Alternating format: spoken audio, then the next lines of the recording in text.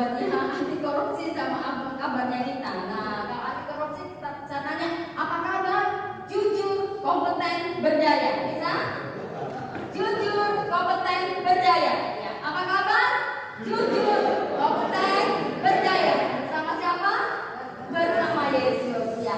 Kita bisa jujur, kita bisa kompeten, dan kita bisa berdaya ketika kita bersama dengan Tuhan Yesus. Ya. Apakah slide sudah bisa? Nah, ini ternyata kemarin ketika saya itu ternyata sama dengan firman Tuhan di minggu ini. Tuhan itu artinya sangat-sangat baik dan sangat-sangat baik ya. Tentang penghalang relasi yang sehat. Nah, kok terbawa? Ya, next. Terbawa Pak. Ya, kita akan baca sama-sama dulu ya. Ini ada sangkut pautnya dengan penyuluhan yang hari ini saya akan berikan tentang anti korupsi itu. Ya, kita sama-sama 1, 2, 3. Sesungguhnya tangan Tuhan tidak kurang panjang untuk menyelamatkan, dan pendengarannya tidak kurang tajam untuk mendengar. Tetapi yang merupakan pemisah antara kamu dan Allahmu ialah segala kejahatan yang membuat Dia menyembunyikan diri terhadap kamu, sehingga Ia tidak mendengar. Ialah segala dosamu, sebab tanganmu cemar oleh darah dan jarimu oleh kejahatan, mulutmu mengucapkan dusta, lidahmu menyebutkan kecurahan. Nah, ini apa sih hubungannya? Next. Nah, tadi dikatakan yang menjadi penghalang relasi itu tadi sudah kita baca ya di dalam Yesaya 59 ayat 1 sampai ayat 3. Ya, langsung next. Nah, ini tadi. Apa sih yang membuat sehingga tangan Tuhan itu dikatakan tidak kurang panjang untuk menolong kita? Pendengarannya tidak kurang tajam untuk mendengar setiap permohonan kita. Ternyata yang menjadi penghalang adalah kejahatan dan dosa kita. Korupsi itu dikatakan kejahatan luar biasa. Kenapa dia dikatakan kejahatan luar biasa? Nanti kita akan belajar kenapa sih korupsi dikatakan kejahatan luar biasa. Nah, ini tadi ayatnya kita sudah baca. Korupsi itu berasal dari kata corruption. Artinya itu busuk, buruk, rusak. Boleh dikatakan lain bejat, tidak susila, merugikan banyak orang. Kalau seandainya negara ini tidak ada yang korupsi, nggak akan ada banjir, nggak akan ada orang miskin di bangsa ini, tidak akan ada orang kelaparan di bangsa ini, tidak ada orang yang hanya lulusan SD SMP.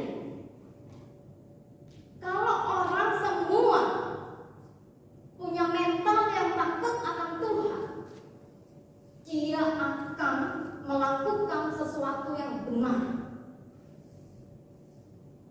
Bangsa kita sedang dilanda korupsi di mana-mana. Ada korupsi.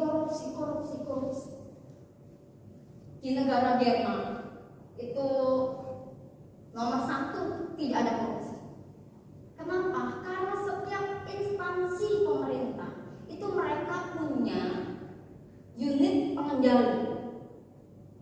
Kemudian di New Zealand juga seperti itu.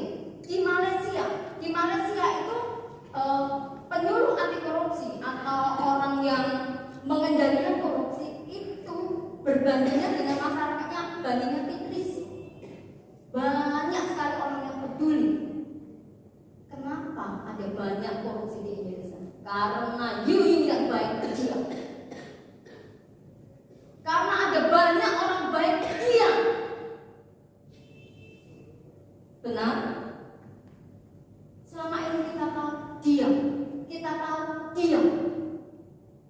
Korupsi semakin merajalela. Kita orang baik diam. Di Malaysia itu sampai ada satu statement katakan seperti ini. Orang tua korupsi itu tidak takut untuk ditahan, untuk dipenjara, untuk dihukum, tetapi dia takut kalau dia tidak bisa menjadi teladan buat anak cucunya, sehingga mereka begitu berhati-hati.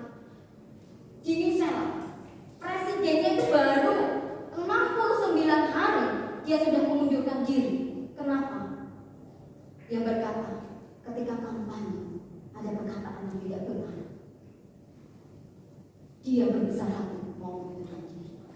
Daripada saya mencurangi rakyat, daripada saya menipu, dia mengundurkan diri. Tetapi ada banyak orang, justru di tempat itu orang berkata, enggak kok, sampai katakan aku digantung di Monas pun saya nggak takut. Indonesia begitu luar biasa, benar. Bahkan dikatakan kelaminku dipotong nggak takut. Ada yang berkata seperti itu. Padahal sudah tertangkap KPK. Pengertian korupsi ya, kalau tadi dari kata korupsi yang artinya buruk. Nah, korupsi menurut ini nggak bisa dikeataskan ya Kak? Iya, ini menurut undang-undang dari Tipikor itu tahun 1999 junto 2001 itu dikatakan bahwa korupsi itu ya halo. Nah, korupsi itu adalah tindakan yang merugikan. Dikatakan setiap orang yang dengan sengaja, dikatakan setiap orang dengan sengaja itu untuk memberikan keuntungan pada dirinya sendiri. Kalau dikatakan setiap orang, kita punya potensi? Halo? Kita manusia punya potensi?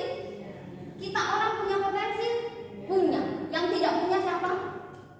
Yang sudah pensiun jadi orang.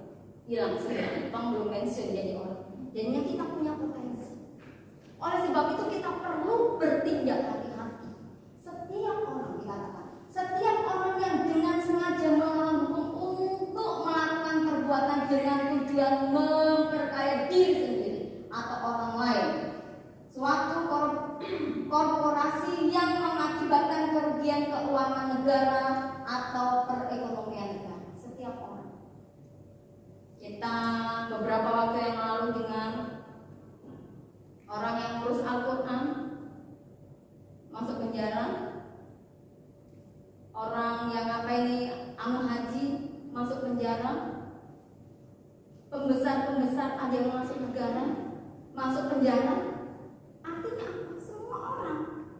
Sedangkan kita pendeta ada nggak yang masuk penjara? Ada ya? Berarti artinya apa? Kita perlu bertindak hati-hati. Korupsi itu adalah dosa dan kejahatan yang luar biasa. Katakan setiap orang yang sengaja. Berarti setiap orang, semua orang punya potensi. Yang kedua, dikatakan suatu tingkah laku yang menyimpang dari tugas resmi jabatannya dalam negara di mana untuk memperoleh keuntungan status atau uang yang menyangkut diri sendiri, perorangan, keluarga dekat, kelompok sendiri, dan sebagainya. Ternyata ada juga korupsi yang komplotan. Jarang korupsi itu sendiri. Coba Bapak, Ibu, Saudara pernah dengar Ratu Atut yang Bupati Banten itu? Dia punya 14 SPBU yang ada di seluruh Indonesia, 40 mobil mewah, rumah mewahnya berapa. Ketika dia ketangkap, adiknya juga ikut. Sebelumnya dia sudah buang sahamnya di sana, supaya bisa cuci. Tetapi kejahatan itu kejahatan. Ketika diringkas dikatakan tindakan yang dilakukan oleh pejabat publik di mana mereka menyalahgunakan kepercayaan publik yang dikuasakan kepada mereka untuk mendapat keuntungan sepihak. Next. Halo, next. Ya. Nah, ini yang perlu kita buang dari hidup kita. Betulkah korupsi itu budaya? Betulkah korupsi itu budaya? Kalau ini di Papua itu kok budaya? Budaya kan bukan? Bukan. Karena di dalam budaya itu ada artistiknya, ada estetikanya, ada beauty. Di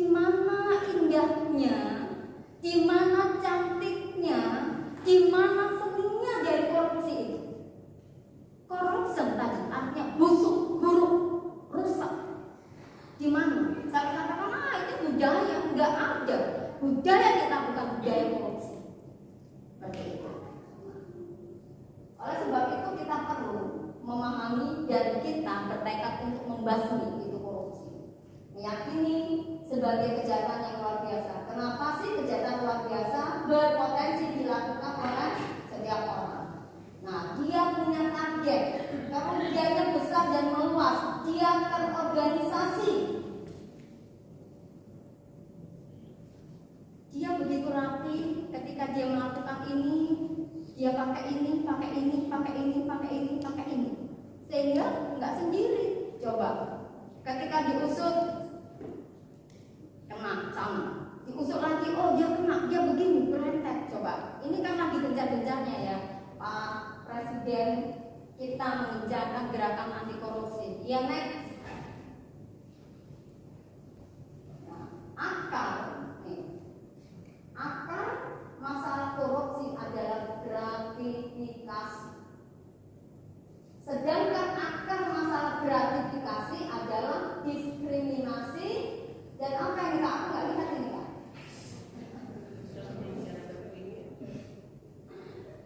Iya. Nah, ada apa ini? Akar dari itu kan gratifikasi. Bapak Ibu pernah melakukan gratifikasi? Pernah? Apa itu gratifikasi? Saya salah satu orang yang pernah melakukan gratifikasi. Gratifikasi itu berhubungan dengan jabatan-jabatan kita. Pemberian yang diberikan dengan hubungan dengan jabatan-jabatan kita. Nah, sebelum kita ke gratifikasi, kita akan belajar mengenal faktor penyebab korupsi itu apa sih? Faktor penyebab korupsi itu dari Kreisel itu dari triangle dikatakan karena adanya tekanan, kesempatan dan pembenaran. Nah, Bapak Ibu, kakak adik dong, ini karena ya, terima kasih Kak. Lanjut next. Adanya tekanan. Tekanan. Ayo masa kita udah punya mobil, kita belum. Bapak-bapak tolong. Ini kalian calon bapak-bapak, berdirilah teguh ketika hawa-hawa akan menggoda. Ini enak loh. Ini mantap loh. Ini begini loh. Dan tolong kita kaum hawa. Kita adalah orang-orang yang takut Tuhan sehingga kita menyayangi suami kita, tidak menjebloskan suami kita kepada hal-hal yang tidak bagus. Tetangga punya mobil loh. Kita ini sudah 100 tahun nikah. Pokoknya baru 70 sampai 100 tahun nikah. Berarti sebelum sudah 100 tahun nikah belum punya apa-apa ini Pak. Aduh, ini bagaimana apa kata orang. Saya ingat waktu itu Pak Supimin pernah bilang gini, jadi pendeta itu enak-enak tapi nggak enak gitu. Kita punya mobil, orang bicara uang dari mana? Nggak punya mobil dibilang pendeta nggak diberkati Tuhan. Dia bilang begitu, repot gitu. Nah, karena kan kita gitu dong, sudah kerja bertahun-tahun kok begini. Nah, tekanan yang membuat sehingga kita iya. Apalagi ketika ada kesempatan dalamnya, ada kesempatan dia mumpung duduk di tempat basah. Duduk di tempat basah itu nggak masuk angin kan? Ada aja ini puji Tuhan ternyata dibantu mematikan karena takut gitu. Tetapi banyak orang berbondong-bondong, berebut-rebut, bahkan menyuap, bahkan gratifikasi supaya bisa duduk di tempat yang empuk, di tempat yang basah, di tempat yang beruang. Nah, kalau tempatnya beruang itu bahaya sekali, seperti itu. Ya. Kemudian selain tekanan, kesempatan dan pembenaran. Nah, pembenaran ini yang sering terjadi. Nah, ini kan berkat Tuhan. Kan aku dengerin, aku kan yakin.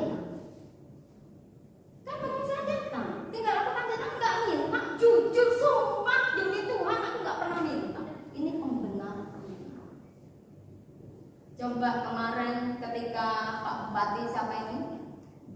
Yang Pak Gawa ini? Sekarang penyanyi siapa itu? Kena kan? Noel. Padahal dia nyanyi nggak tahu apa-apa loh, dia cuma nyanyi. Seperti ini. Jadinya berhati-hati. Seperti itu ya. Nanti saya akan bahas yang satu ini saja. Ya, next Kak. Nah, nih, tangan yang cemar. Jenis-jenis tindak pidana korupsi di dalam Undang-Undang 3199 Junto 2101 mengatur 30 jenis tindakan korupsi. Sekarang dikemas menjadi 7. Apa saja itu di dalamnya? Ada suap menyuap, ada kerugian keuangan negara, benturan kepentingan dalam pengadaan, penggelapan dalam jabatan, pemerasan, gratifikasi, dan curang. Ini loh, suap. Pernah suap? Pernah menyuap? Saya dari anakku bayi itu aku suka suapin anakku. Oh, itu ada juntonya kan, ada undang-undangnya. Itu aku suka nyuap. Terus kalau aku pas sakit aku disuap, Bu. Iya, nanti kita terangkan satu-satu. Nah, tapi saya akan mengambil hanya suap, kemudian pemerasan, gratifikasi, dan curang. Ya, next. Nah, suap. Suap itu apa sih?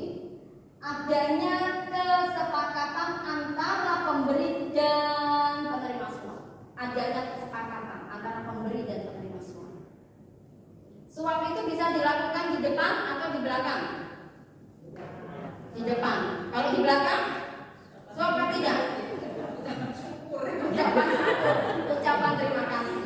Nah, sekarang yang dikategorikan suap hanya janji. Nanti kalau proyekku jadi, saya akan kasih. Itu diberi di depan atau di belakang? Di belakang, baru janji. Itu sudah termasuk suap. Ada yang janji kasih saya bakso?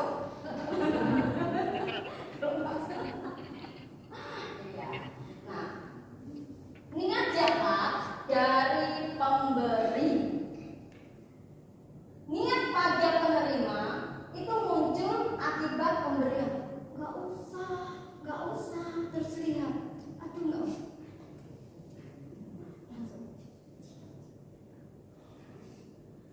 Nah, suap itu biasanya dilakukan tertutup, diam-diam. Sekarang itu kalau kita pergi ke kantor polisi, hati-hati HP-nya, kita sudah sadar. Makanya ketika Angelina Sonjak WA, mana lagi apel Washington di print, ketahuan. Hati-hati ya. Nah, nanti ada undang-undang yang menghilangkan barang bukti. HP itu dibuang saja. Itu menghilangkan, ada juga hukumnya. Jadinya tidak ada orang yang bebas ketika kita melakukan dosa seperti ini. Ya. Jadinya kesepakatan antara pemberi dan penerima itu suap. Kasih saya jabatan kah? Nanti saya kasih kamu mobil. Seperti itu. Kemudian uang pelicin. Punya uang pelicin? Nah, uang pelicin itu kan kita biasanya ini ya. Uang atau pemberian ditujukan untuk urusan lancar atau cepat. Seorang pemberi tidak mengendaki pejabat itu melanggar urusannya, tetapi meminta urusannya lebih cepat. Contohnya, buat KTP. Udah selesai kan? Saya antri nih dari jam 7 pagi. Urutan nomor 500.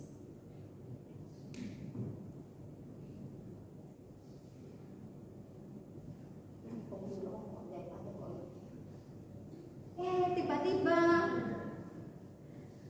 ini lo ngerti ya, urutan 500 jadi cepat. Ada pelincinnya. Pelincin itu yang tadi 500 ya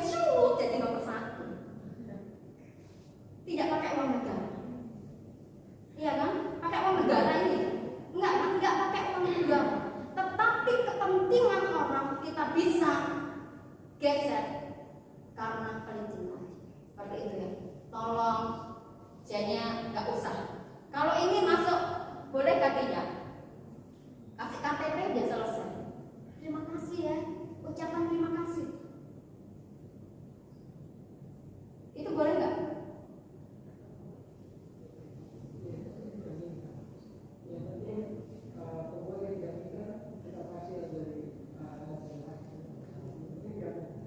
Yang penting tidak minta ya. Ya, ini pendapat dari Kak Martin. Kalau misalnya kita ngurus KTP, ngurus SK, ngurus sertifikat apa, kita cepet janji. Kita ngasih, yang penting orangnya tidak minta. Itu pendapat Kak Martin. Yang lain, itu termasuk korupsi enggak?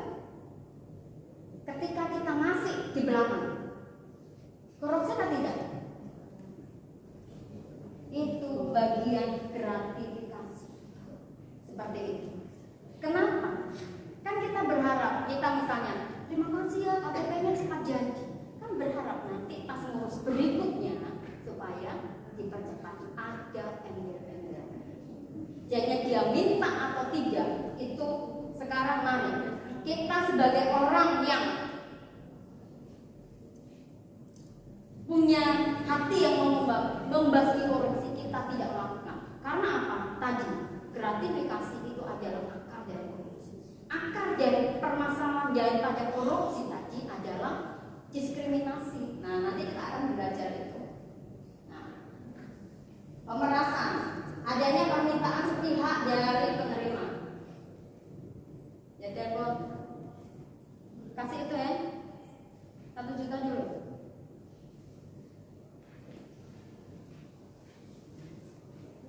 Dikatakan, kok nggak kasih? Nanti saya begini, urusanmu tidak lancar. Nanti SK-mu begini, nanti ini begini, ini begini. Itu adalah pemeras. Di dalam pemerasan ini orang yang diperas, dia tidak akan diperkarakan. Tidak ada hukumnya untuk orang yang diperas, tetapi hukuman bagi pemeras saja. Tetapi kalau suap, gratifikasi dua-duanya bisa kena. Seperti itu. Nah, uang pelicin dia masuk di dalam suap ini. Nah, gratifikasi ini yang sering saya lakukan. Gratifikasi karena ketidaktahuan saya. Pemberian yang berhubungan dengan jabatannya dan berlawanan dengan kewajibannya. Saya seorang pengawas. Saya pergi ke sekolah. Saya akan memeriksa. Saya akan mensupervisi guru-guru dan kepala sekolah. Saya periksa administrasi, saya periksa kurikulum KUSP-nya dan itu. Ketika saya dapat uang, itu gratifikasi karena tugas saya. Halo, halo. Saya bersyukur berapa kali saya menolak dan kadang saya nggak bisa menolak. Ketika ibu pokoknya dipaksa-paksa, dijejalkan di mana, kadang dibungkus nasi dan pemberian berdasarkan jabatan.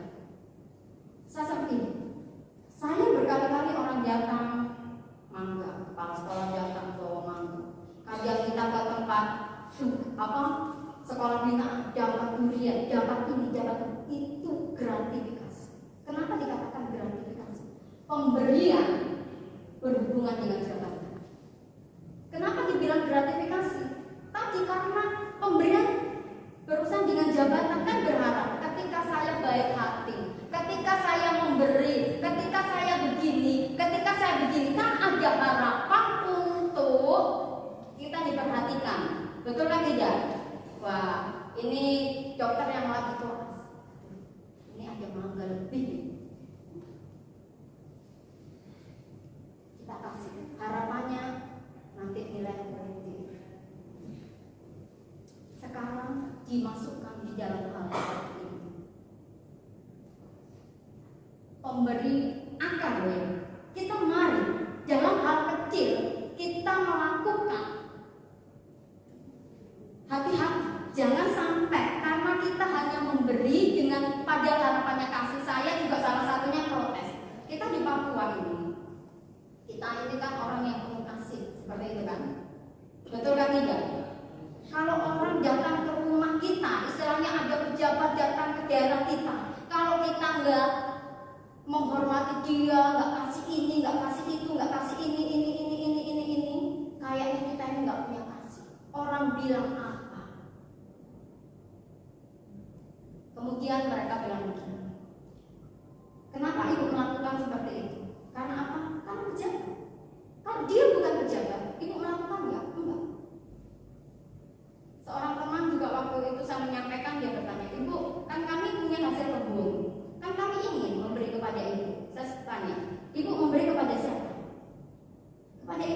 saya jabatannya sebagai apa? Pengawas. Kalau seandainya saya bukan pengawas, ngasih saya enggak? Nah, ini sekarang pertanyaannya. Kalau misalnya ibu guru, kemudian ada orang tua murid, ibu guru, saya itu baru pulang dari kampung ini, ada ikan, gratifikasi kan tidak? Hah? Gratifikasi kan tidak? Gratifikasi. Kenapa sih tadi saya dengar sebetulnya tadi saya nggak mau datang ini? Iya, saya juga pernah mendapat gratifikasi jam alba dari Noel. Nggak tahu. Nah, kamu apakan dengan harapan ketika aku kasih ini nanti ibu akan perhatikan anak saya. Kasih naik kelas sudah. Kemarin orang tuanya kan baik. Dia mau nulis angka 3 karena kemarin kasih mangga, kasih ikan, 3-nya bisa tertutup jadi 8. Ya kan? Itu bagian. Gratifikasi tadi akan permasalahannya adalah diskriminasi. Kita mulai, oh orang yang ngasih, oh ini sahabat, ini keluarga, ini teman, ini begini, ini begini, ini begini. Sekarang yang menjadi catatan, kalau seandainya orang itu bukan apa-apa, apakah kita melakukan? Kapan itu saya ulang tahun dirayain? Dan ada gratifikasi. Saya tidak tahu sampai bilang sama jangan buat saya terlibat di perkara. Yesus senang selama saya juga senang aja tiup lilin. Setelah saya ikut ini ternyata itu akar. Kenapa perlu kita berantas akar? Akar dari korupsi adalah gratifikasi.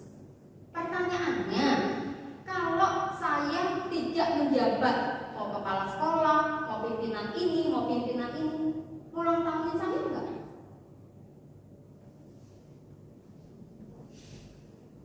Ulang tahun saya enggak? Nah, itu pertanyaannya. Kemudian, kalau ini Kak Martin punya pimpinan, misalnya punya pimpinan waktu itu di tempat kerja. Kemudian anaknya nikah. Ini anaknya pimpinan, ya pimpinan nomor 1. Kira-kira ampaunya itu berapa Kak?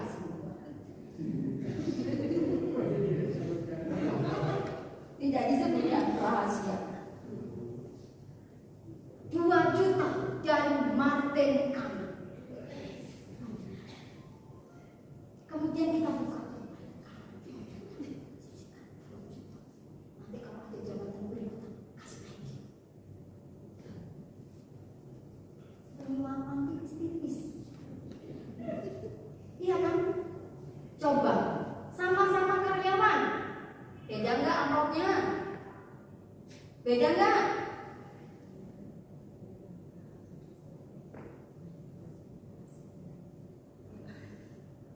Kira-kira beda nggak kita kasih amplop pejabat? Beda nggak? Anaknya rektor nikah, kasih lo kalau anaknya rektor nikah, kau kasih isi amplop yang sama atau beda dengan anaknya penjaga yang suka sapu-sapu di kantornya? Beda ke sama? Beda. Kita begitu juga bukan? Kita pelaku juga bukan? Iya, tidak akan menjadi gratifikasi ketika kita tidak menuliskan nama.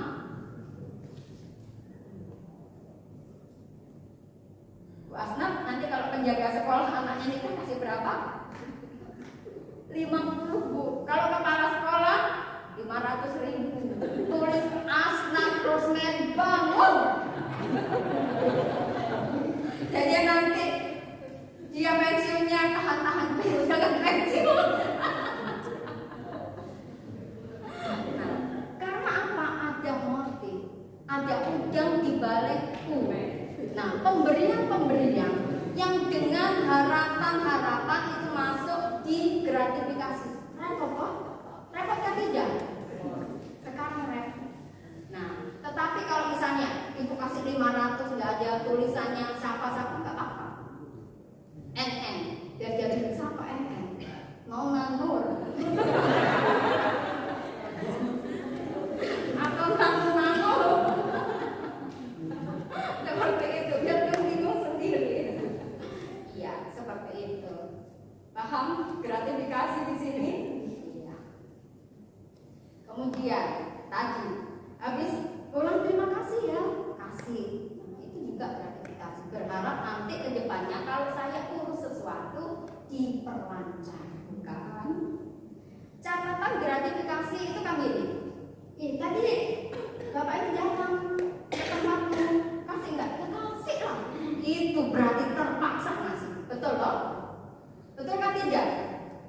Misalnya ada kunjungan dari mana? Tadi ngasih dia enggak? Ya ngasih lah. Itu kan dia terpaksa itu. Kalau seandainya uang yang aturannya untuk barang ini kita belikan sesuai, itu akan menjadi hasil Tuhan. Karena korupsi itu ketika mengembalikan ke uang negara itu sangat kecil. Dari 300 triliun itu pulang ke uang negara cuma 22 triliun saja. Selebihnya kita yang bayar. Kita membayar pajak itu bayar. Yang koruptor masih enak di sana. Kita yang itu nanggung. Dan masa tidak? Makanya orang baik jadi. Seperti itu. Nah ini loh, dikemas ucapan terima kasih. Terima kasih itu perlu berupa barang kan? Kak Martin, terima kasih. Terima kasih itu cukup? Cukup apa? Cukup kata-kata. Benar? Kalau ibu-ibu ngasih terima kasihnya pakai apa?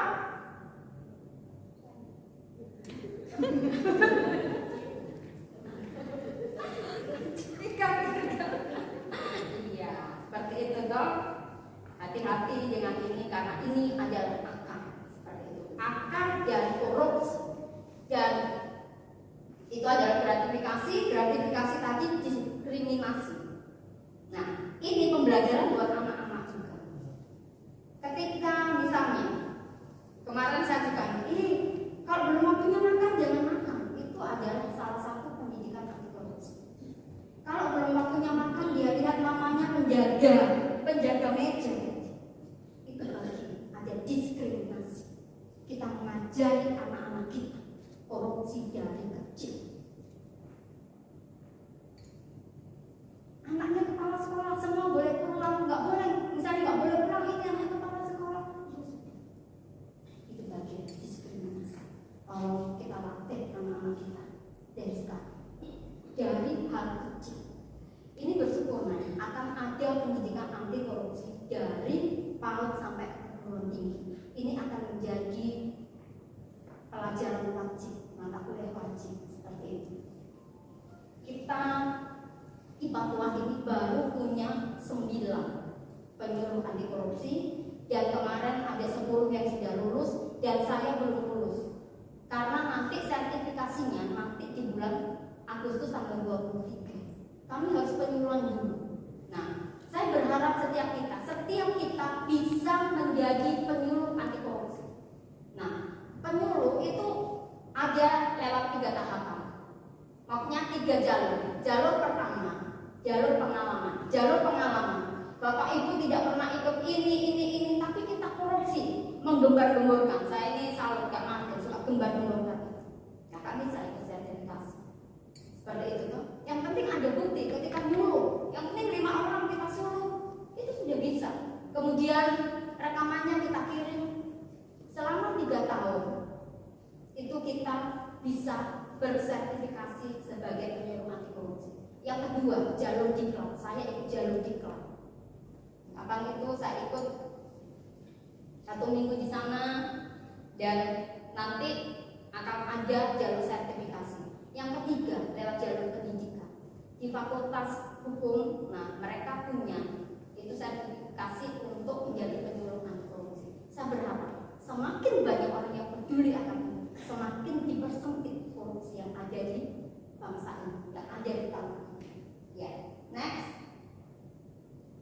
dikatakan di situ ada oleh-oleh. Oleh-oleh itu juga itu loh. Saya kapan itu ada kepala sekolah datang dari apa ini? Umroh. Saya dikasih oleh-oleh dari sana. Ada hal itu gratifikasi. Saya dapat baju gratifikasi. Karena apa? Kepada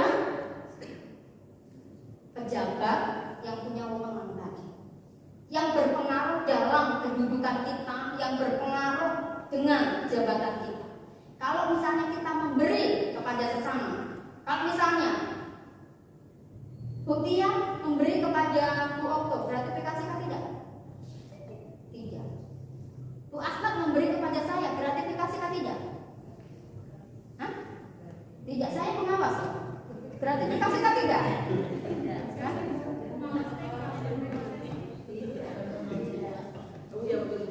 Iya, itu betul.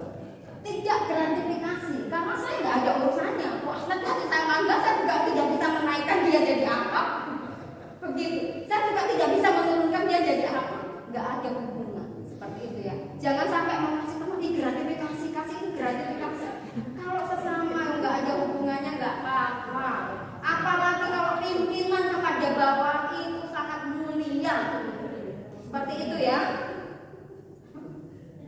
Nanti mau kasih Bu Gembala gratifikasi. Emangnya Bu Gembala mau menaikkan saya jadi apa? Kayak gitu toh. Nah, jangan sampai gitu. Begitu ya. Ini yang berurusan dengan dunia kerja kita. Seperti itu toh. Yang dari manajer nanti bisa naik apa? Nah, pimpinan itu yang kita kasih bisa gratifikasi. Ya, next Kak. Nah, mulut yang berdusta dan curang. Nah, tadi kecurangan itu juga masuk di 7 tindak pidana korupsi. Memang Tuhan itu luar biasa ya. Firman Tuhan minggu kemarin semua tercakup di sini. Tangan yang kotor dengan perbuatan-perbuatan tadi yang suap-suap, dengan gratifikasi ada di sini. Kemudian kecurangan. Dikatakan curang itu perbuatan yang sengaja untuk menimbulkan keriduan pada pihak lain. Misalnya membuat pernyataan palsu, menyembunyikan atau menghilangkan barang bukti. Nah, itu adalah curang. Yang bukan haknya dilahap itu juga bagian curang. Jangan pernah memotong haknya orang. Kalau haknya orang 500, kasihlah dia 500. Kalau haknya orang 200, kasihlah haknya 200. Kita pernah belajar dari Pak Gembala ya. Pak Gembala pernah ajar ini. Kita ini ibu-ibu suka korupsi. Korupsi punya anak-anak kan gini. Misalnya orang datang ke rumah kita. Ini berkatnya untuk anakmu ya. Kasih anak ketiga. Ayo, ibu-ibu, Bu ini untuk Fania, kasih Fania atau tidak? Untuk Fania, tapi mama beli hak tinggi. Untuk Fania mama beli lipstick. Untuk Fania kita sudah korupsi. Kalau haknya untuk anak, berikan untuk anak. Saya pernah diprotes anak saya. Waktu itu pas kita pulang ke Jawa, dia dapat uang banyak. Saudara saya kasih uang, saudaranya bapak kasih uang. Tapi saya kan begini, kan anak kecil belum bisa menyimpan uang dengan baik. Kan berhikmat kok saya simpan, pakai untuk kebutuhan hari-hari. Waktu itu anak saya tanya ini, Mak, dulu yang bapak tua kasih uang saya. Coba, padahal mama sudah lapar. Kan makan sama-sama. Seperti itu ya. Kita jangan ada sesuatu yang curang dalam hidup kita. Belajar dari hal kecil ini. Mumpung belum jadi bapak. Nanti kalau ada yang ngasih, tolong kasih anak benar ya. Titip untuk istrimu, kasih istri kan tidak. Iya, puji Tuhan. Itu statement yang bagus. Kasihlah seperti itu ya. Jangan sampai nanti istrinya tanya, kemarin aku titip lo di suamimu. Jadi berkelahi lagi. Pak, yang pemberian ini. Oh iya lupa, gimana ya? Wah ini bahaya lagi. Menghilangkan barang bukti. Lupa, amnesia. Ya lanjut next. Ya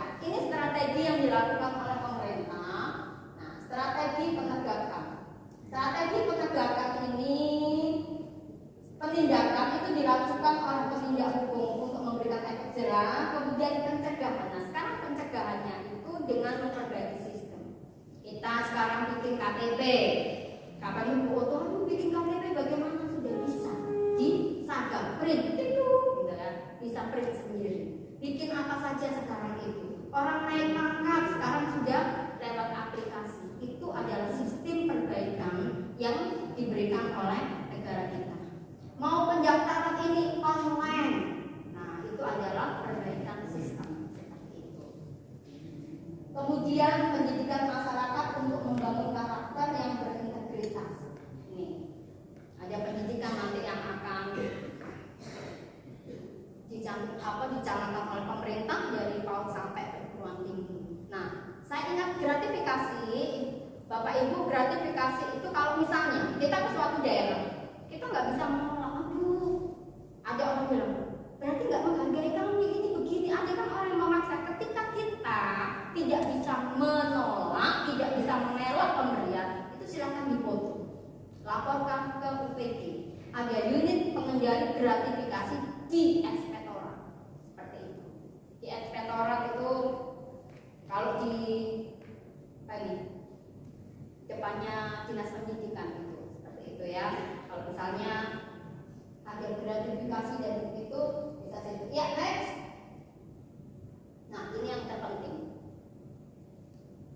integritas. Integritas itu kesesuaian pola pikir dari hati yang luhur, perkataan yang benar dan perbuatan baik sesuai dengan pola pikir dan perkataan dan perbuatan yang dijaminkan dalam hidup sehari-hari. Bapak pernah bilang muka belakang itu harus sama, seperti itu. Antara pola pikir dan perkataan itu harus sama, yang diimplementasikan dalam hidup sehari-hari. Kita tidak ragu menyatakan kebenaran. Nah, nilai-nilai anti korupsi ini ada jupe mandi kanker sebedil. Nah, jujur. Jujur artinya, boleh apa itu jujur?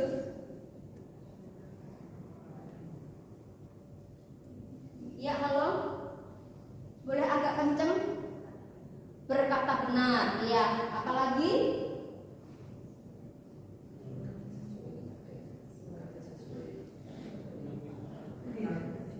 Berkata sesuai dengan fakta.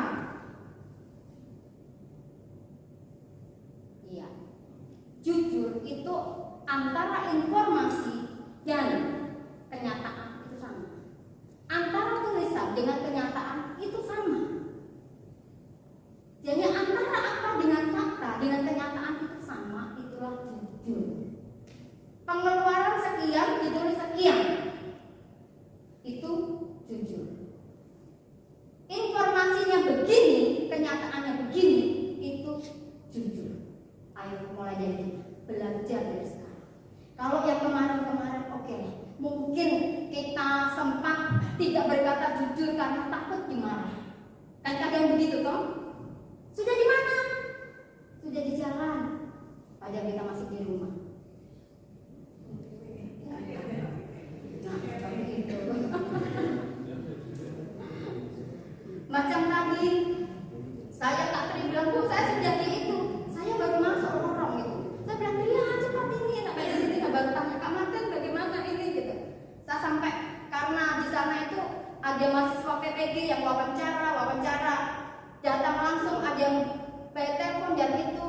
Ini ada 11 mahasiswa PPG yang harus guru PPG yang itu toh. Jadinya saya ini mau kerja ini, kemudian harus buat program sampai lupa ya Kak. Tadi saya tanya Kak Martin udah jam berapa ya? Yang Kak jadinya bagaimana Kak Martin? Juga orang ini, Mak sama ibu-ibu ya? Karena kan kita kemarin Kak sebetulnya karena hujan. Tadi jam berapa itu sudah sore banget ya. Sampai saya sudah seperti itu. Harus ada kejujuran seperti itu. Yang kedua, integritas yang harus kita miliki. Yang pertama kita harus mulai dilatih dari sekarang. Kalau lidahnya suka bercabang-cabang, ayo mulai sekarang. Kita belajar dari sekarang. Integritas ini datangnya dari Tuhan. Kalau kita sebagai orang yang tahu kebenaran tidak melakukan ini, betapa bangsa bangsa ini akan menjadi bangsa yang kudus. Orang yang tahu kebenaran saja tidak melakukan, apalagi orang yang tidak tahu akan kebenaran. Mulailah dari diri kita sendiri. Peduli, artinya kita empati kepada orang lain.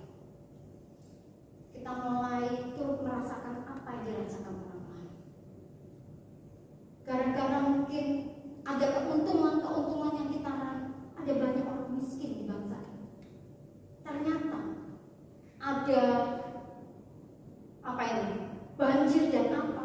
Itu kalau diusut-usut itu karena ada pengaruh korupsi di dalamnya. Orang nebang hutang, dia suap orang ini, akhirnya didiamkan, akhirnya banjir melanda bangsa. Sebetulnya kalau diurut-urut semua kejadian yang ada di bangsa ini gara-gara korupsi. Bahkan dikatakan kalau tidak ada korupsi, coba triliunan yang dimakan oleh mereka, kalau itu digunakan dengan sejujur, pasti masyarakat pun akan menikmati seperti masyarakat yang di negara-negara lain. Di negara lain masyarakat nganggur pun bisa dibayar karena orang-orangnya takut untuk melakukan korupsi.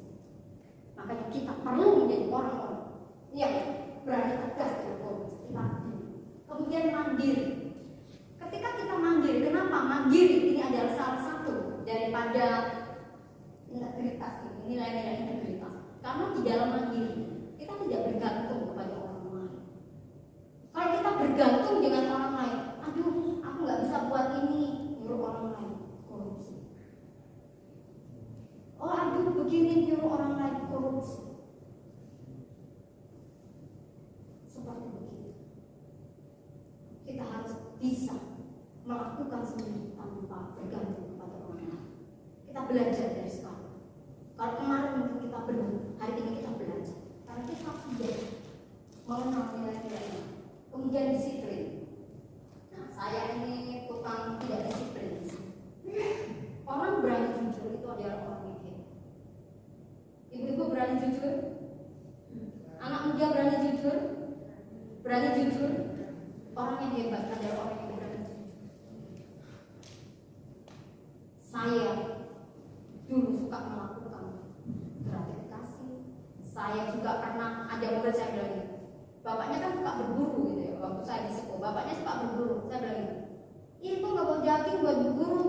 Nanti kalau nggak kasih daging kamu nggak naik kelas ya. Pernah kan bilang kayak gitu. Itu dasar kekerasan seperti itu ya. Nah, disiplin. Kenapa sih disiplin itu kok dibilang bisa merugikan orang? Disiplin, orang tidak disiplin merugikan orang atau tidak?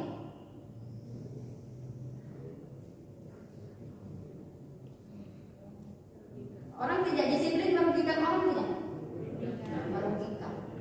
Kalau misalnya sekolah masuk jam 7.30, gurunya datang jam 8, rugikan tidak? Waktunya aturannya sekian jam, cuma sekian jam.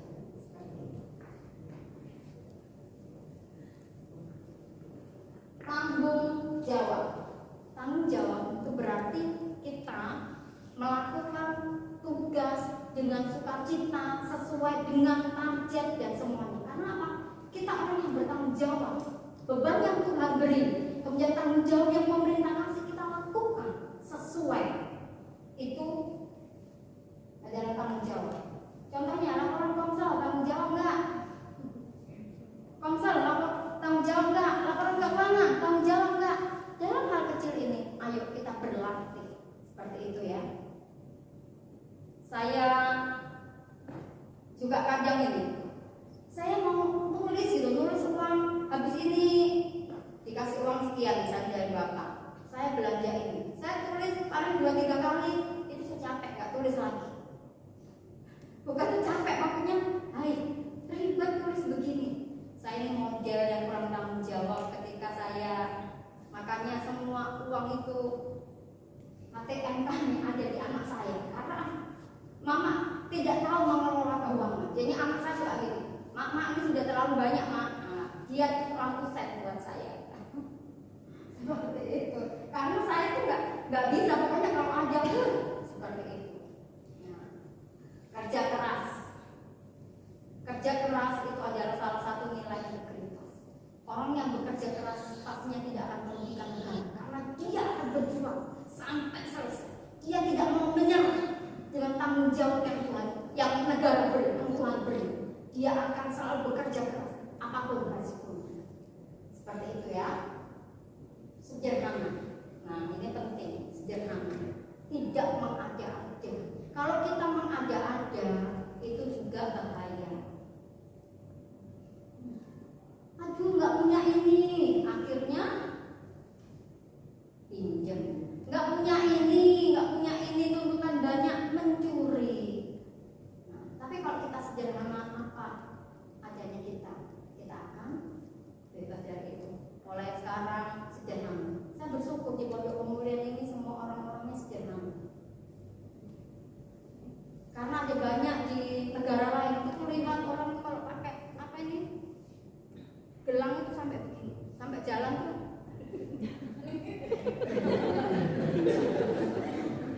sampai jarinya pun nggak bisa begini karena ini cincinnya itu begini. Seperti itu. Puji Tuhan kita sederhana dan tidak ada yang pakai rantai sehingga jalannya begini kan.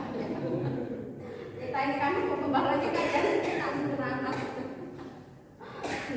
Iya. Kayak siapa itu yang kayaknya sampai.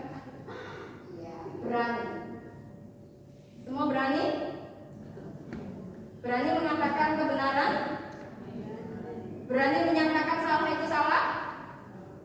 Kan nilai-nilai itu sering diajar di gereja ini kan. Salah itu salah, benar itu benar. Salah tidak bisa kita katakan benar dan benar kita tidak bisa katakan salah.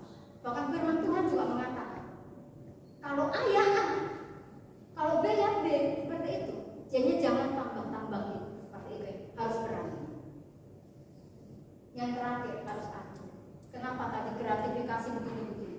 Karena apa? Unsur keadilan. Kalau kita mengasihi, kasihi semua orang.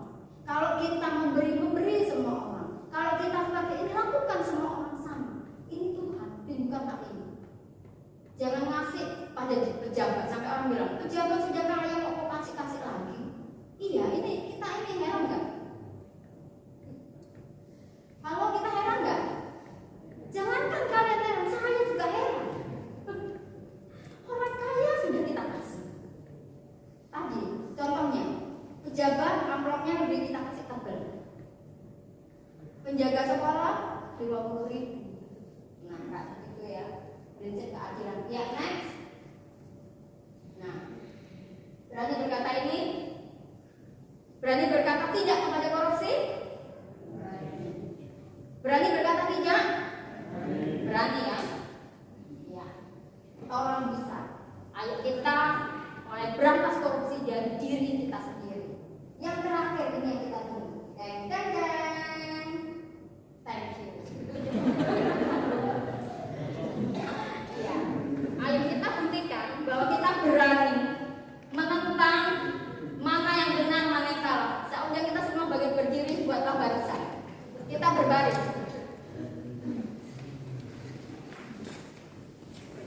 Kita berbaris dulu. Ya. Bisa lain berbaris ini, lain di sini, lain di sini, lain di sini. Saya mau tes, benarkah kita berani menentang sesuatu yang salah? Ya. Kita harus berani menentang yang salah. Siap? Siap menentang yang salah? Buktikan. Yang salah kita berlaku melawan. Kalau misalnya saya bilang maju, tetapi itu salah, itu harus mundur. Kita harus mundur. Bisa? Kalau saya berbicara mundur, tetapi itu salah, berarti kita harus maju. Ya, sekarang tes ya. Ini tes. Ini rumusnya benar salah. Ini rumusnya. Rumusnya benar salah. Apa rumusnya? Benar salah. Dengar instruksi saya. Benar salah. Maju mundur.